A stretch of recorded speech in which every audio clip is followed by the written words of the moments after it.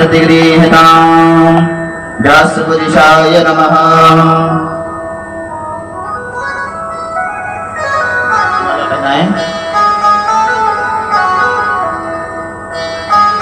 व्यास महाराज की जय। श्रीमद्भागवत महापुराण की जय।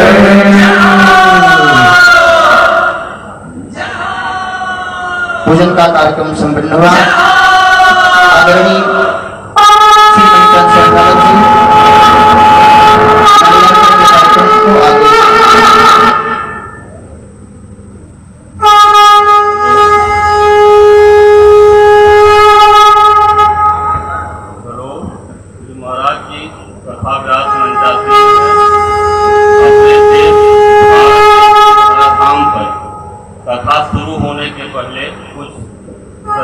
परंपरा का निर्वहन होता आया है। स्वागत बंदन माल्यार्पण करके ऐसी कड़ी के रूप में सर्वप्रथम श्री सुरेंद्र प्रताप सिंह पिछावा जिनका कि यहाँ ननिहाल भी है, मैं आपसे निवेदन करता हूँ आप आकर के श्री महाराज जी का माल्यार्पण का स्वागत करें। श्री सुरेंद्र प्रताप सिंह पिछावा।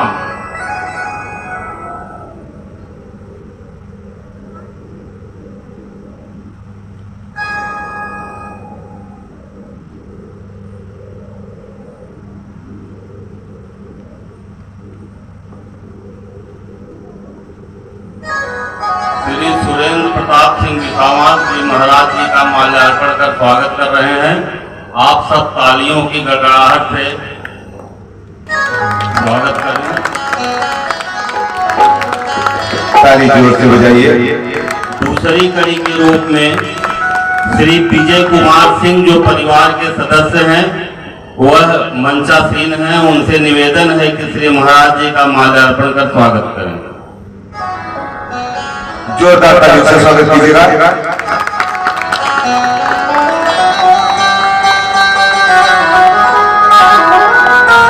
और तीसरी कड़ी के रूप में श्री शिव कुमार सिंह जो मुख्य जजमान के चाचा हैं, परिवार के जिम्मेदार सदस्य भी हैं और आज अग्नि स्थापन के समय आपके थोड़ी सी परिश्रम के बाद अग्निदेव का प्राकट्य हुआ है।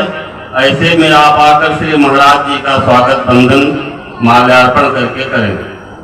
श्री शिव कुमार सिंह।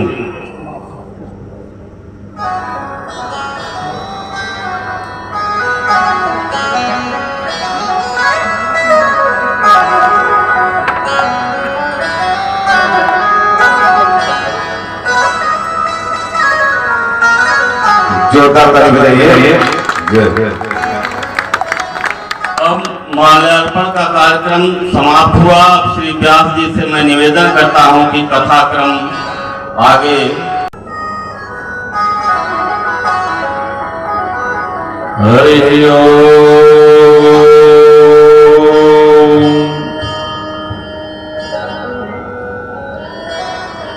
ध्येय सदा परिभवग्नमभीष्टदो तीर्थास्पदं सेविरञ्चिनुतं शरणं भृत्यार्तिहं प्रणतपालभवातिपोतं वन्दे महापुरुष ते चरणारविन्दम्।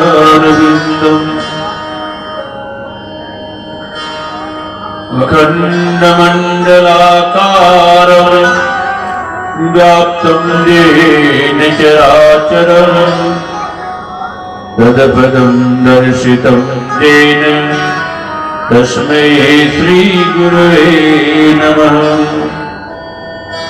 गुरुर्ब्रह्मा गुरुर्विष्णु गुरुर्देव महेश्वरः गुरु साक्षात् परब्रह्म तस्मै श्री गुरुवे नमः।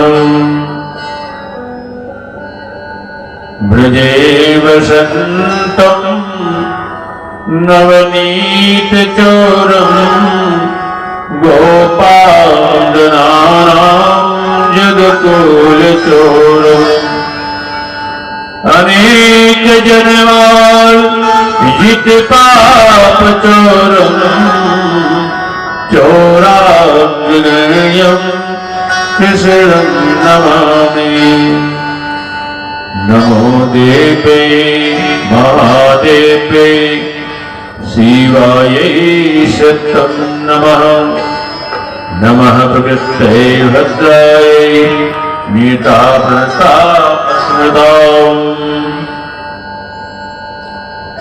अतुलितबलधामम् हेमशैलावदेहम् धनुजबलकिशानम् ज्ञानिनामहृदयम् सकलगुणनिधानम् वानराणामधीशम् रघुपति प्रियभक्तं वातजातं नमामि। हृदय विराजते राम सियं और वीर हनुमान। ऐसे श्री गुरुदेव को बारंबार प्रणाम।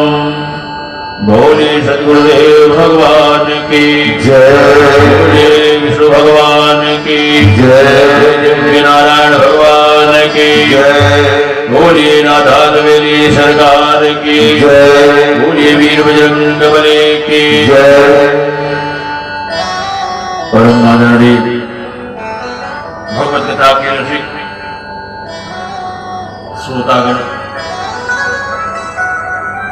माताओं बहनों बच्चे बच्चियों समस्त ग्रामवासियों क्षेत्रवासियों, आप सभी भक्तों के चरणों में मेरा कोट कोट प्रणाम।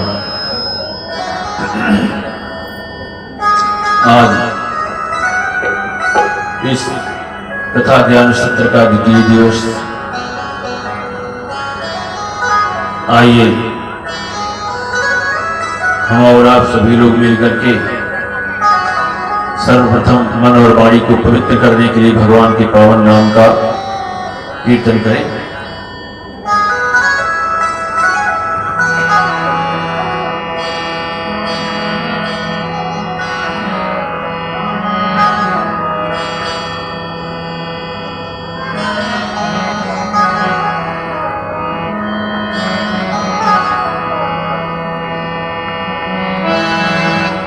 श्रीमन्नारायण नारायण नारायण श्रीमन्नारायण नारायण नारायण श्रीमन्नारायण नारायण नारायण श्रीमन्नारायण नारायण नारायण श्रीमन्नारायण नारायण नारायण श्रीमन्नारायण नारायण नारायण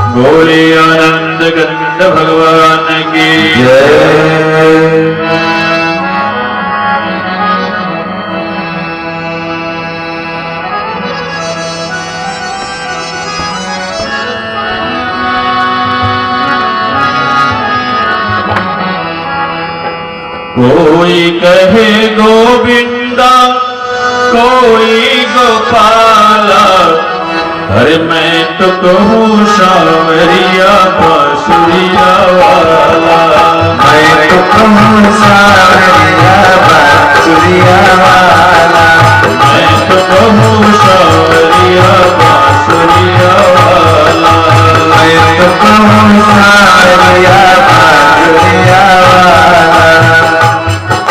कोई कहे गोविंद कोई गोपाला, कोई कहे गोविंद कोई गोपाला।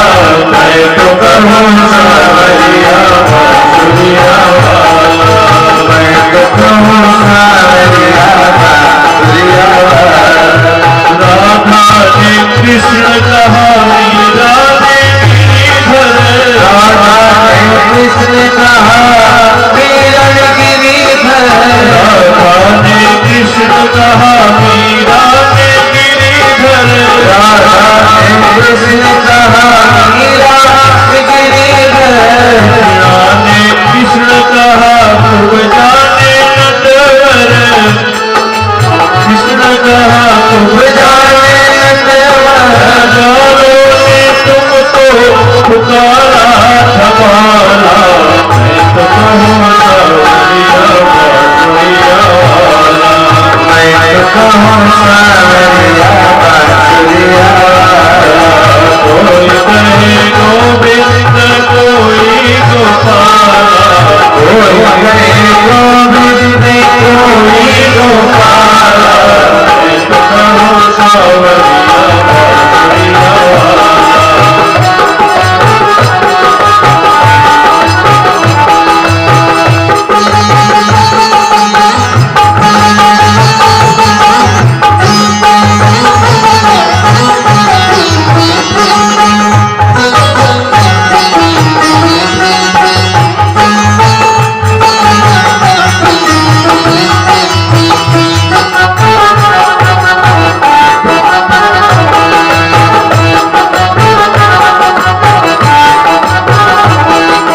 मैया तो कहती है तुमको कन्हैया। मैया तो कहती है तुमको कन्हैया। मैया तो कहती है तुमको कन्हैया। मैया तो कहती है तुमको कन्हैया। श्याम कहते हैं बलराम भैया। बलराम कहते हैं बलराम भैया।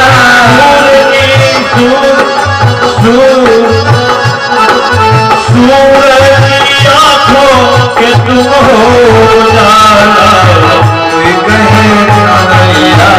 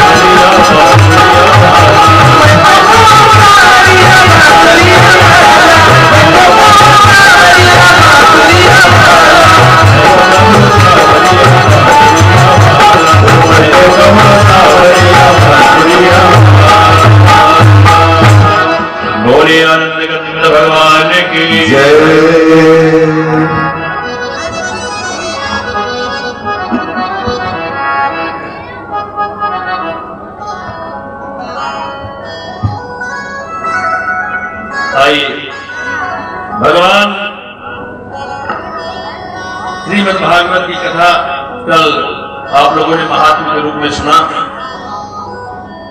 परीक्षित जी अनशन पर बैठे हुए हैं गंगा के तट पर और सुखदेव भगवान का आगमन हुआ। ऋषियों और ब्रह्मर्षियों ने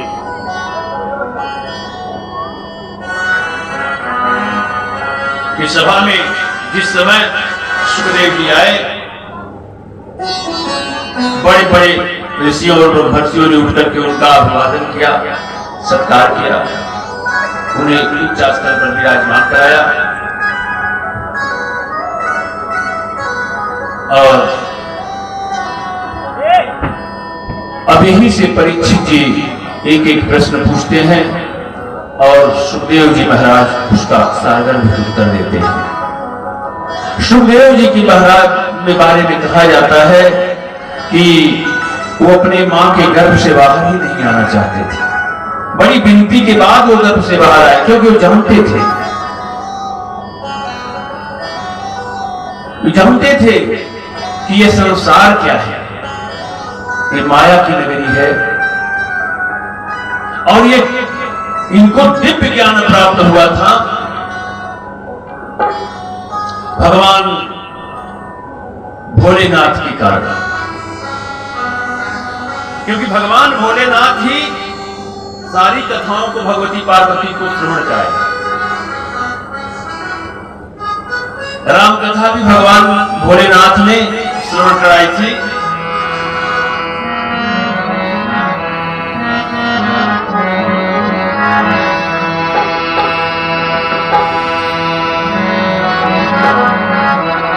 बैठे सोह कामरी पूजे से अथर शरीर सात सुजे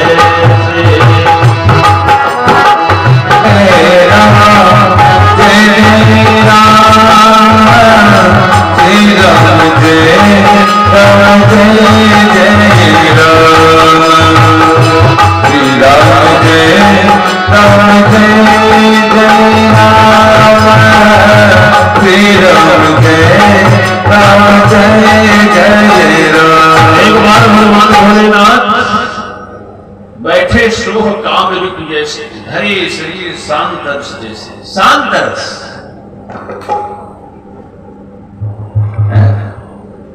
मैंने शांति की मूर्तिमान शांति के स्वरूप में ही विराजमान थे। उसी समय भगवती पार्वती उनके पास गई और प्रश्न पूछा कि स्वामी भगवान राम कौन है। तब भगवान बड़े प्रसन्न हुए। पूछे रघुपति हर कथा प्रसंगा सकल लोक जग पावनी बंदा। ओ श्री राम जय राम जय जय राम, श्री राम जय राम जय जय राम, श्री राम जय राम जय जय राम, श्री राम जय राम जय जय राम, श्री राम जय राम जय जय राम, श्री राम जय राम जय जय राम। भगवती के प्रश्न करने पर भगवान भोलेनाथ ने राम कथा की गंगा की धारा प्रवाहित की। ठीक इसी तरह से एक बार भगवती पार्वती विराजमान थी। भगवान भोलेनाथ एक बट वृक्ष के नीचे पद्मासन में विराजमान थे और बड़ी प्रसन्न मुद्रा में थे। प्रसन्न मुद्रा में देख करके भगवती पार्वती जाकर उनके चरणों में बैठी और हाथ जोड़ के कहने लगी, स्वामी आज मैं अमर कथा श्रवण करना चाहती हूं। शिव से झुझला के बोली है गौरा,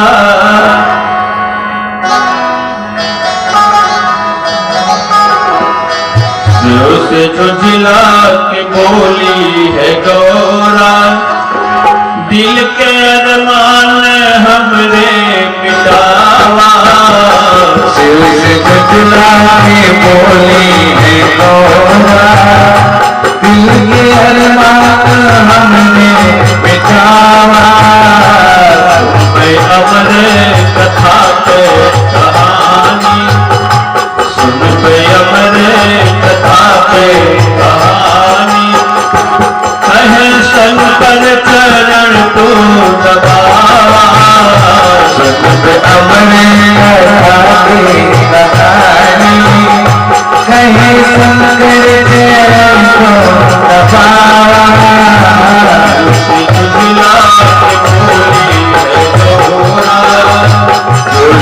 जुला के बोली है गौरा, जुटला के बोली है गौरा, शिव से जुला के बोली है गौरा, शिव से जुला के बोली है गौरा। दिल के अरमान हमरे मिटावा, दिल के अरमान हमरे मिटावा। सुन पे अमर कथा पे कहानी, कहे शंकर चरण को दबावा। सुन अमर कथा के कहानी, कहे शंकर चरण को दबावा। अमर कथा के कहानी, कहे शंकर चरण को दबावा।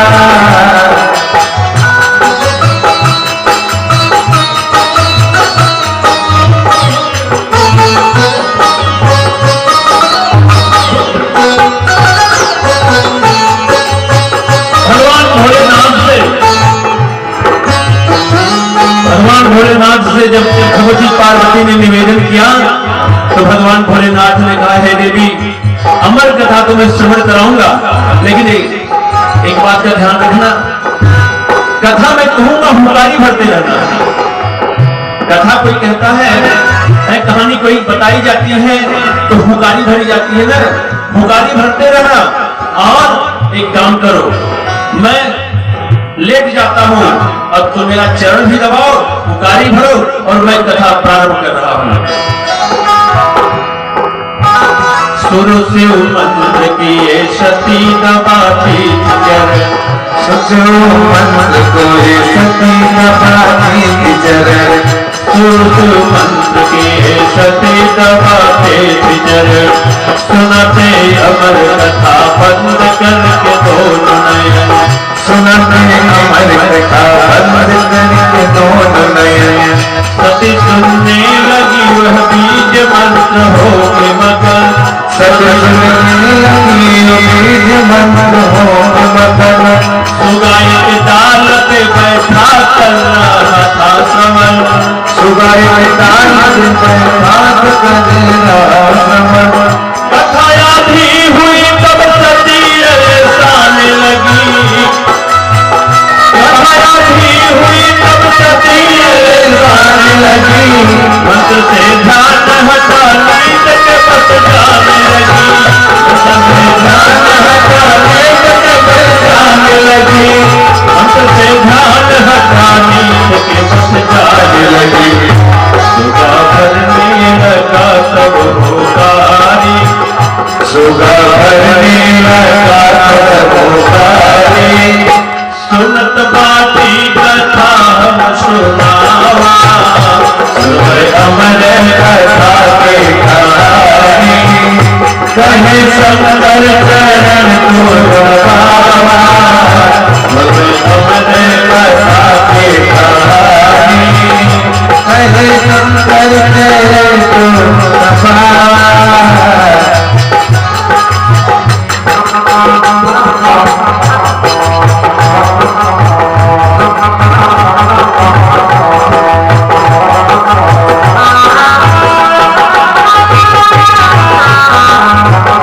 भगवती पार्वती के निवेदन करने पर भगवान भोलेनाथ ने भगवान का ध्यान किया, नेत्र बंद किया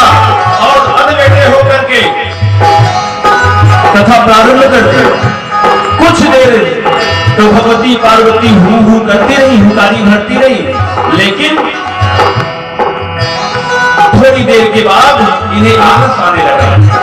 ये निद्रा में चली गई और इनकी हुकारी को सुन करके उनके ऊपर डाल पर एक तोता बैठा हुआ था, छोटा सा बच्चा। कुछ देर इनकी हूं को सुन करके वो भी हूं करने लगा। अब परिणाम यह हुआ कि भगवती पार्वती निद्रा में है और वो तोता हुकारी भर रहा है?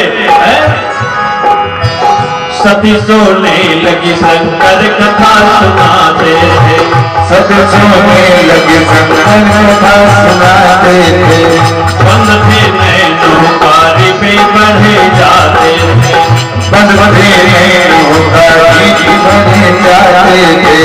कथा का अंत हो तो सती नींद से जागी, कथा हो तो सती नींद से जागी। सुनी ना मैंने प्रभु यूं से सुनी ना मैंने प्रभु शिव से यूं कहने लगी, सुनी मैंने प्रभु शिव से यूं कहने लगी। मैंने तो खोल दिया क्रोध त्रिपुरारी के, कभी वह कौन था बलता था जो हुकारी को, कहे कौन था जो बलता हुकारी को। नैन खुलते तो दौड़ के भागा, कहे शंकर से भगवान बचावा, तुझे अमर कथा की कहानी, कहे शंकर चरण को दबावा, तुझे अमर कथा की कहानी, कहे शंकर चरण को दबावा।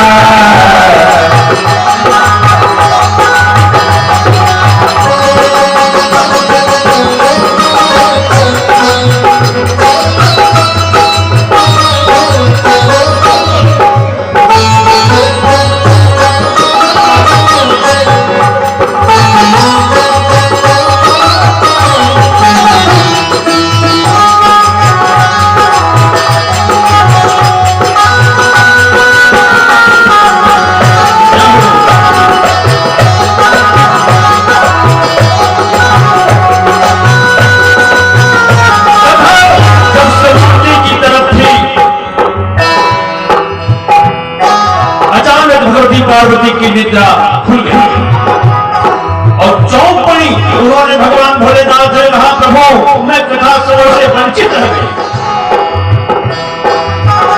मैं तो निद्रा के वशीभूत हो गई प्रभु, मैं तो अमर कथा श्रवण नहीं कर पाई।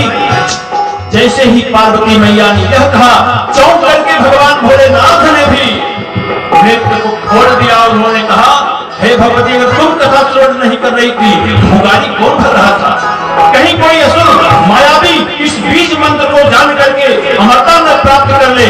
हे देवी, ये तो धोखा हो गया। और भगवान हाथ फैलाए और त्रिशूल का आह्वान किया, हाथ में त्रिशूल आया। भगवान को क्रोध में देख करके सुबह उड़ चला। भगवान ने विचार किया कि कोई मायावी राक्षस होगा, त्रिशूल पीछे लगा दिया।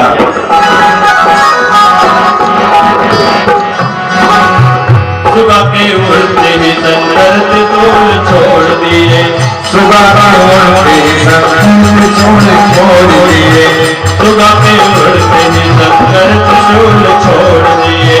गया विष्णु के शरण विष्णु मुख मोड़ लिए, गया विष्णु मोड़ लिए। सुबह के उड़ते ही शंकर त्रिशूल छोड़ दिए, गया विष्णु के शरण विष्णु मुख मोड़ लिए। सुबह के पीछे लगा शूल ब्रह्म लोक गया, सुबह के पीछे लगा शूल ब्रह्म लोक गया। शरण न राख सके दिल का नहीं शोक गया, शरण न राख सके दिल का नहीं शोक गया। जान लेके भगा शिव शूल से हिम्मत हारे, जान लेके भगा शिव शूल से हिम्मत हारे। रही ब्रह्मास्त्र की प्यास की थोड़ी बाहे, रही ब्रह्मास्त्र नाथ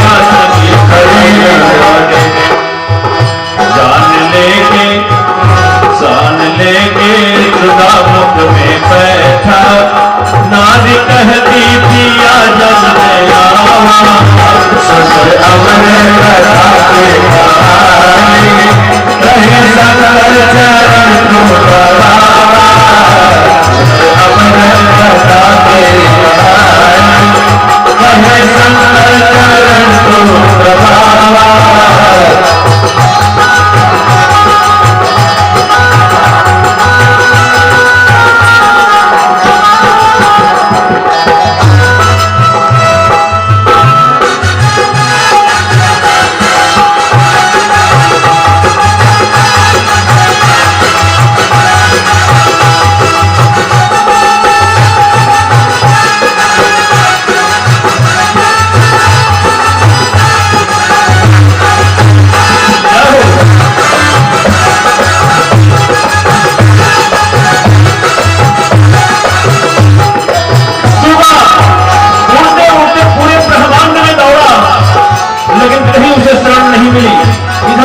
त्रिशूल नजदीक आता जा रहा था, अत्यंत नजदीक आ चुका था।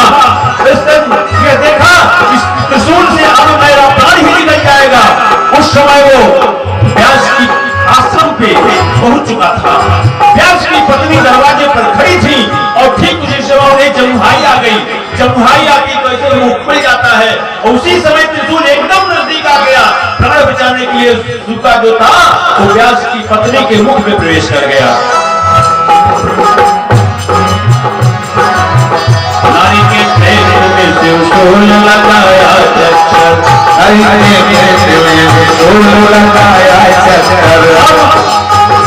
स्त्री को जान करके भगवान भोलेनाथ का वो त्रिशूल अब स्त्री के चारों तरफ चक्कर काट रहा है।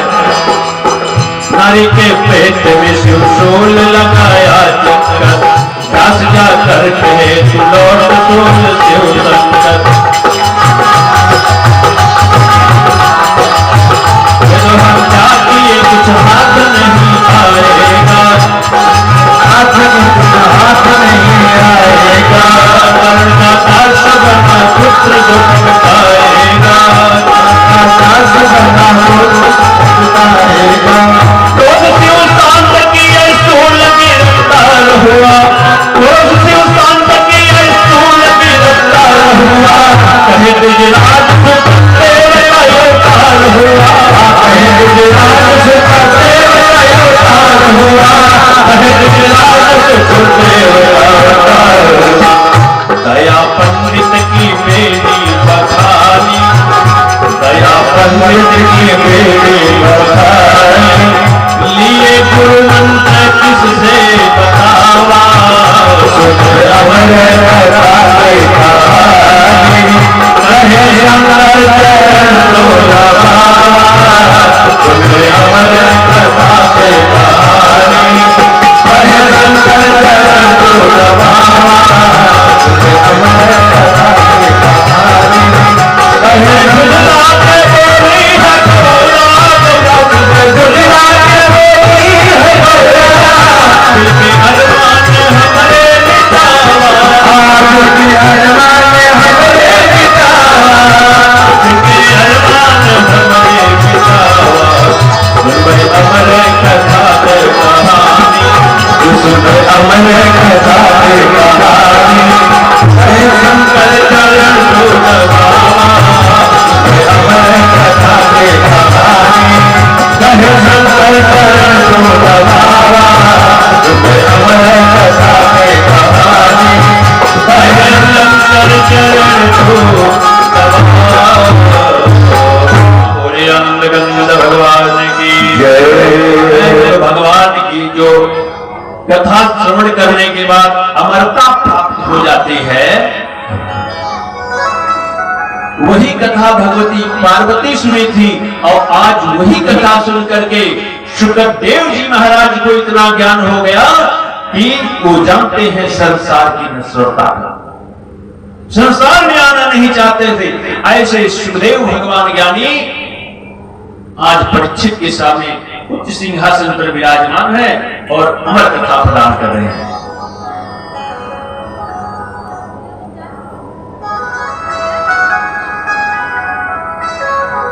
सबसे पहले सुखदेव जी ने बताया कि कामना से किस देवता की पूजा करनी चाहिए, विभिन्न देवताओं की पूजा के बारे में बताया। इसके बाद परीक्षित से कहा, जब कुछ नहीं होता है, एकदम सारा संसार जलमग्न होता है, प्रलय के बाद तो कौन होता है जानते हैं? तब खाली जल ही जल रहता है और क्षीर सागर में शेष की सैया पर नारायण और लक्ष्मी रहते हैं। कुछ काल के बाद लक्ष्मी जी भी, महालक्ष्मी जी भी नारायण में मिल जाती हैं। तब कौन बचता है? शेषनाग की सैया और नारायण। कुछ काल के बाद नारायण भी सो जाते हैं शेषनाग की सैया पर। तब कौन बचता है? शेषनाग। लक्ष्मण 14 वर्ष सोए नहीं। काल कभी सोता नहीं है, एक बात ध्यान दीजिए, वही शेषनाग ही काल है। काल की प्रेरणा से नारायण फिर कभी उठते हैं, निद्रा भंग होती है, और ये जो नारायण करते हैं वही हम और भी करते हैं। हम जब रात को सोते हैं, रात में क्या करते हैं? कौन जगाता सुबह सुबह? कोई दूसरा थोड़ी जगाता है। काल की प्रेरणा से हम जग जाते हैं। काल ही सबको जगाता है, काल ही नारायण को जगाता है। काल जब नारायण को जगाया तो उनकी नाभि से कमल प्रकट होता है और उस कमल पे ब्रह्मा की उत्पत्ति हुई। ब्रह्मा की उत्पत्ति हुई। ब्रह्मा जी ने देखा कि मैं कौन हूं। इसके पहले मैं कहा था कि कहीं कुछ दिखाई नहीं दे रहा, कमल के फूल पर मैं अकेले कहां था मैं इसके पहले? कि कमल जहां से आया इसी के ऊपर हूं, पता चलेगा इसका मूल कहां है।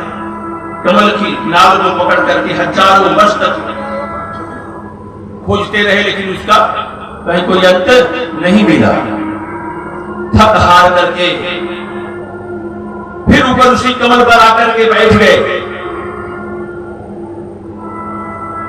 तब इन्हें आवाज आई, तप तप तप तप करो ब्रह्मा,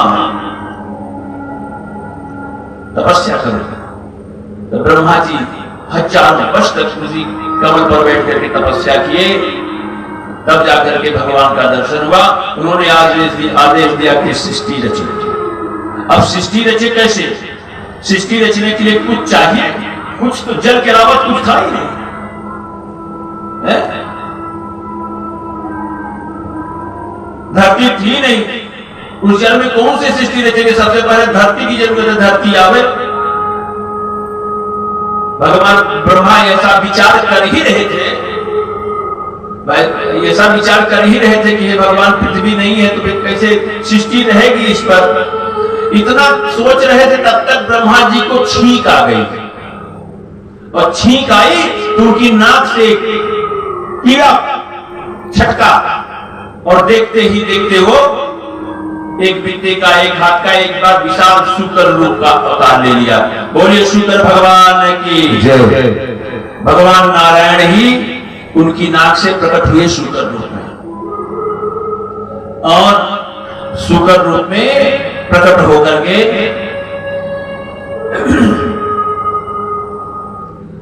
समुद्र में डूब करके जो पृथ्वी रसातल को चली गई थी उसे ला करके जल पर स्तंभित किया, और तब पुनः सृष्टि का कार्य प्रारंभ हुआ। सबसे पहले 10 प्रकार की सृष्टियों का वर्णन है, 10 प्रकार की सृष्टि की, लेकिन ब्रह्मा को शांति नहीं मिलती। सृष्टि बढ़े कैसे? जितने जितने पैदा कर रहे थे वो भगवान के ध्यान में ही मस्त रहते थे, आगे नहीं। तब इसके बाद 10वीं बार उनके दाहिने अंग से मनु जी और बाएं अंग से शत्रुपा का प्राकट्य हुआ। स्त्री पुरुष का जोड़ा प्रकट हुआ, वहीं से मैथुनी सृष्टि प्रारंभ हुई। मानव जाति के आदि पुरुष मनु जी का प्रकट हुआ।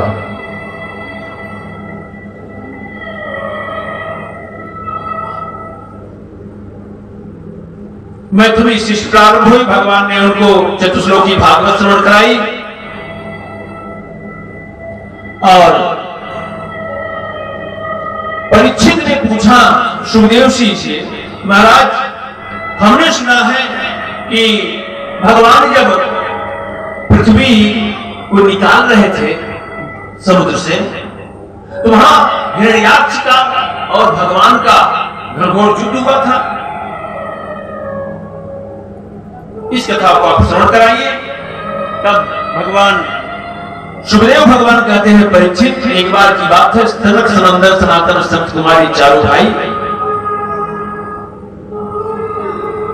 नारायण से मिलने वैकुंठ में गए। और जब वैकुंठ में गए तो वैकुंठ में जब वो भगवान के अंतःकक्ष में प्रवेश करने का प्रयास किया तो भगवान के जो द्वारपाल थे उन्होंने रास्ता रोक लिया।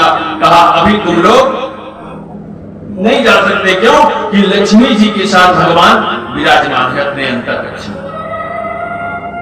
सनक सनंदन सनातन संत कुमार ये चारों नंग धड़ंग 5 वर्ष की आयु की अवस्था के लगते थे, लेकिन बड़े ज्ञानी, इनकी उम्र के बारे में पता नहीं है कि कब के हैं। जैसे ही द्वारपालों ने ऐसा कहा, सनक सनंदन सनातन चारों ऋषियों ने श्राप दे दिया, जाओ तुम्हारा पतन, तुम यहां रहने लायक नहीं हो। देखिए, भगवान को अवतार लेना है, भगवान को अवतार लेना है, कारण भगवान बना रहे हैं। इसीलिए कहा गया है, हरे राम कीन है हर चाहे सोई होई, और करैया अन्यथा असर नहीं कोई। करैया असर नहीं कोई, श्री राम तेरा जय तेरा, श्री राम तेरा जय जय राम, श्री राम बोले रामचंद्र भगवान की जय। भगवान ही बनाते हैं सारी योजना, कैसे हमको अवतार लेना है? सृष्टि का संचालन कैसे होगा? जब धरती जन्म से ऊपर आ जाएगी तब पहले ब्रह्मा को बनाया, इसके बाद धरती लाने के लिए स्वयं भगवान शुक्र रूप लेकर के ब्रह्मा की नाक से प्रकट हो गए। अच्छा, नाक से प्रकट हो गए तो इसके पहले अवतार लेना है, तो फिर कौन श्राप दिलवाया तो उद्धार करने के लिए आएंगे। भगवान ही सब कुछ करते हैं। लिखा है, और करे अपराध को और पाओ फल भोग। अति विचित्र भगवंत गति।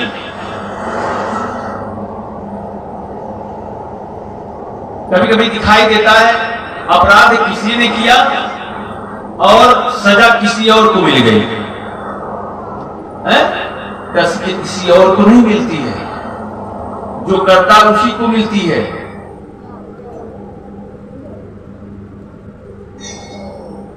ऐसा होता है ना समाज में, आप लोगों ने देखा है कभी? करे कोई और भरे कोई। हाँ, एक आदमी था, वो जा रहा था तो बड़ा सुंदर आम का बगीचा था, तो बढ़िया दशहरी आम फरा हुआ था, पका पका एकदम। अब इसने देखा, इसको लालच लगी, बड़े रसीले आम है। अब देखा तो आंख में, देखा आम को आंख में, लेकिन आंख वहां नहीं जा सकती, आंख वहां नहीं जा सकती। और तो पैर ने कहा कि ठीक है, ये काम हम कर देते हैं। तो पैर चला गया, पैर चला गया तो पैर ने कहा, भाई आप तो हम गए हैं लेकिन हम तोड़ नहीं सकते। तो हाथ ने कहा, चलो हम तोड़ देते हैं। अच्छा, हाथ ने तोड़ दिया, हाथ ने तोड़ा, लेकिन चखा कौन? चखी जिह्वा, देखा आंख ने, गया पैर ने, तोड़ा हाथ ने,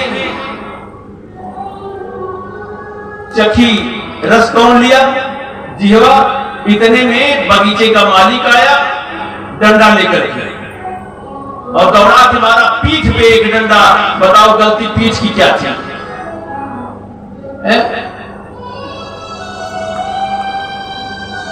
पीठ का कोई उसमें कसूर था? नहीं था ना। लेकिन पीठ में डंडा पड़ने के बाद आंसू जो निकला वो कहां से निकला? आंख से। और शुरुआत कहां से हुई थी? आंख से। तो दिखाई देता है कि अपराध कोई किया, फल कोई भोग रहा है नहीं, जो किया है वही भोग रहा है। भगवान का अवतार यहां इसलिए हुआ था रावण का वध करने के लिए। भगवान तो आए थे रावण का वध करने के लिए, और दशरथ जी महाराज उन्हें राजगद्दी देकर के राजा बनाना चाह रहे थे। भगवान बड़े असमंजस में, तब सरस्वती का कहा जाकर के कैकेयी की बुद्धि मलिन करो। कैकेयी, सरस्वती आकर के मंथरा के मन में बैठी, मंथरा जाकर के कैकेयी की मति मलिन की, और भगवान वन को चले गए। अच्छा, भगवान वन में भीतर कौन रहा है? राम। रो कौन रहा है? राम। शुरुआत कहां से हुई थी? राम से। इसलिए कहा गया है, कौन को सुख दुख कर दाता, और निज कृत कर्म भोग सब खाता। श्री राम राम जय जय राम, श्री राम जय राम जय जय राम, श्री राम जय राम जय राम, श्री राम जय राम जय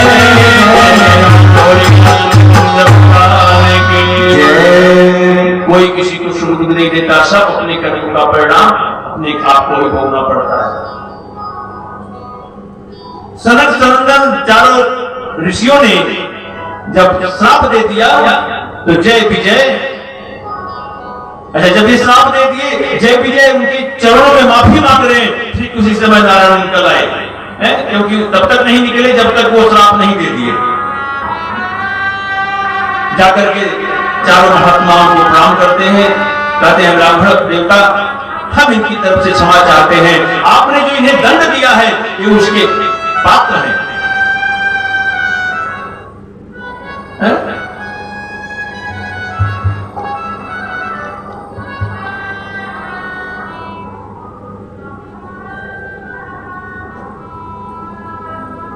भगवान ने जय और विजय को आश्वस्त किया, जाओ तुम लोग राक्षस तो बनोगे और 3 जन्म तक बनोगे, 3 जन्म तक राक्षस रहोगे और मैं आऊंगा तुम लोगों का उद्धार करने के लिए। देखिए भगवान राक्षस भी वहीं से भेज रहे हैं व्यवस्था बना करके। भगवान की जो भी लीला होती है मानव मात्र को उपदेश देने के लिए होती है। ईश्वर के पास उतनी क्षमता है कि मात्र अपनी भृगुपी को टेढ़ा कर दे, भिगुपी विलास विशिष्ट किला होई, सपने उस संकट पर आई किशोई। उसके बाद वह असीम शक्ति है कि वहीं बैठे बैठे कहीं आने जाने की जरूरत नहीं है, अपनी भृगुपी के मात्र टेढ़ा कर दे, जो चाहे वो कर ले, जो संकल्प कर ले वो फलीभूत हो जाता है तुरंत। उसे मनुष्य बनकर के यहाँ आने की आवश्यकता नहीं है। मनुष्य बनकर के ईश्वर इसलिए यहाँ आता है कि मनुष्य के जीवन में जो जो समस्याओं का निराकरण आकर के सदुख देता द्वापर में करके गया वो ईश्वर, वो समस्याएं हमारे आपके जीवन में सदैव रहती हैं। इन सूत्रों को अपना करके हम अपने जीवन में सुचारू रूप से संचालित कर सके और भगवान की प्राप्ति हो, भगवत प्राप्ति के मार्ग पर अग्रसर हो। ईश्वर इसलिए यहां आता है, लीला के माध्यम से वो सूत्र प्रस्तुत करता है।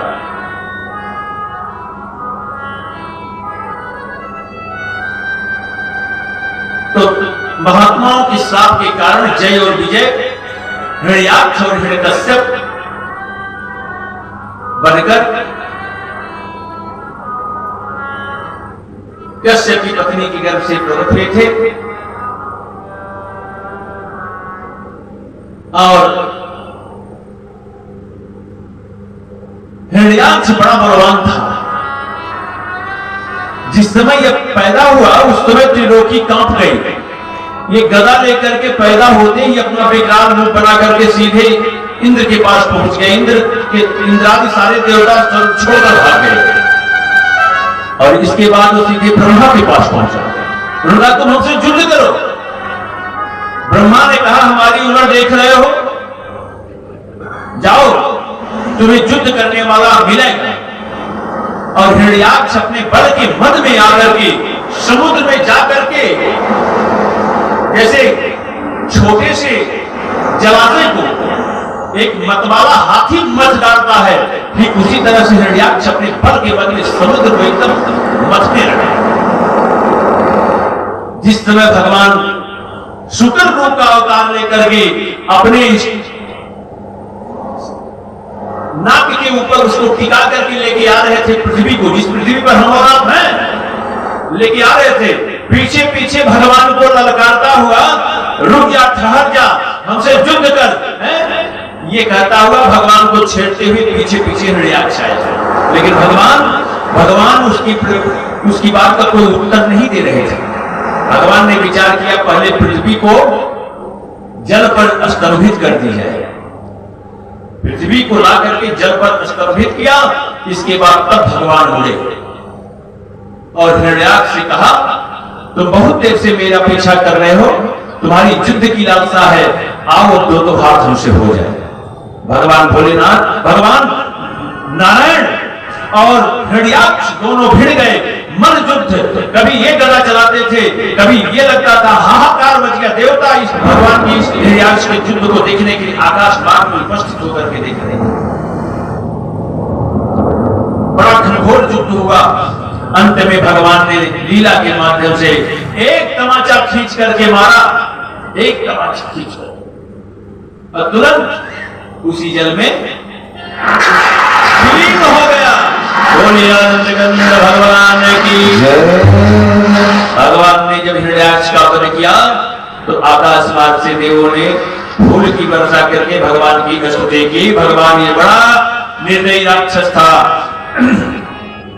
अब हिरण्याक्ष के वध के बाद इसका भाई हिरण्यकश्यप अपनी माता परिजनों को सबको ढाढ़स बता रहा है। और श्रीमद् भागवत आप पढ़ेंगे तो आपको लगेगा कि कितनी सुंदर बात कह रहा है। समझाते हुए कहता है माता ये शरीर नश्वर है, ये माया का खेल है? इसलिए इस पर ममता ज्यादा नहीं करनी चाहिए, सब ईश्वर के हाथ में है। जमराज जब जिसको चाहेंगे उठा लेंगे। ये सांत्वना देकर के अपने भाई का बदला लेने के लिए वो घनघोर तपस्या करने निकल गए। इधर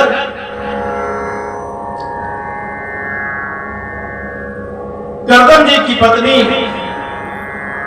देवहूति का विवाह, कर्दम का विवाह देवहूत के साथ हुआ और इनके गर्भ से कपिल देव भगवान का जन्म हुआ। कपिल देव भगवान के भी एक अवतार थे। भगवान ने स्वयं कपिल के रूप में देवहूत के गर्भ से जन्म लिया था। कर्दम जी महाराज जब जाने लगे गर्भ स्थापित करके, तब देवहूत ने पूछा स्वामी आप तो जा रहे हैं, हमारा काम कैसे चलेगा? तब कर्दम जी ने कहा था देवी तुम चिंता ना करो, तुम्हारे गर्भ से स्वयं भगवान बेटा बनकर तुम्हारे गर्भ से प्रकट होंगे और तुम्हारा कल्याण होगा। कपिलदेव भगवान अपनी मां को ज्ञान भक्ति कर्म का उपदेश दिए, तत्व ज्ञान का उपदेश देकर के वो भी चले गए कपिलदेव जी महाराज, और देवहूति को भगवान के ज्ञान की प्राप्ति हुई। परीक्षित जी ने पूछा, महाराज ऐसा सुना जाता है कि दक्ष अपनी सभी पुत्रियों से बड़ा प्रेम करते थे, लेकिन भगवती सती के पति भगवान शिव से उनका मनमुटाव कैसे हो गया? आप ये कथा बताइए। तब सुखदेव जी ने कहा कि परीक्षित, जब ब्रह्मा ने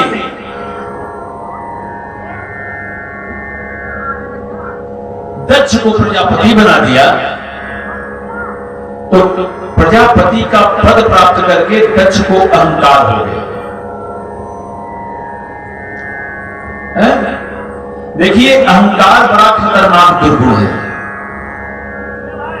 हमारे अंदर काम, क्रोध, लोभ, राग, द्वेष, ईर्ष्या, मद, मोह, ये सब जो दुर्गुण हैं ये बड़े खतरनाक है। उसमें भी अहंकार सबसे खतरनाक है। क्यों? क्योंकि इसलिए कि जितने दुर्गुण हैं उन्हें मारने के लिए, उनसे युद्ध करने के लिए कोई न कोई सद्गुण है। जैसे आपके पास क्रोध है तो क्रोध को जीतने के लिए आपके पास सद्गुण एक है, क्या? क्षमा। क्षमा वृत्ति धारण करके आप क्रोध को जीत सकते हैं। देखिए, ये जो राक्षसों और देवताओं की लड़ाइयां हुई हैं, ये राक्षसों और देवताओं की लड़ाइयां क्या हैं? वही लड़ाई हमको भी लड़नी है। हमारे जीवन के जो दुर्गुण हैं, जो हमारी दुष्प्रवृत्तियां हैं, जो हमारे दुर्विचार हैं, वही हमारे जीवन के राक्षस हैं। उन्हें हम सद्गुण अपना करके तब उनका वध करें। तो क्रोध को जीतने के लिए जैसे क्षमा वृत्ति है, उसी तरह से लोभ को जीतने के लिए संतोष रूपी सद्गुण है। काम को जीतने के लिए ब्रह्मचर्य रूपी सद्गुण है। ठीक उसी तरह से जितने दुर्गुण हैं उतने सद्गुण हैं। लेकिन अहंकार इतना खतरनाक है कि उसे जीतने के लिए कोई सद्गुण है ही नहीं। क्यों? क्योंकि अहंकार आता ही सबसे बाद में है, सबसे बाद में आएगा। सारे सद्गुण जितने हैं, सारे सद्गुणों के द्वारा आप अपने दुर्गुणों को मार करके पस्त कर दिया, भगा दिया, तो आप सद्गुणी हो गए, खुद सद्गुणी हो गए। लेकिन अहंकार बाद में आएगा, बाद में आता है धीरे से कि हम तो बड़े सद्गुणी व्यक्ति हैं। ये अहंकार है।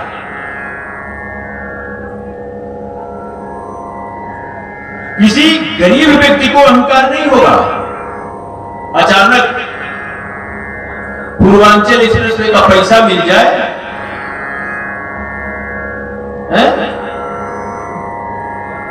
दो 4 करोड़ इकट्ठे, तब देखा कितना अहंकार हो।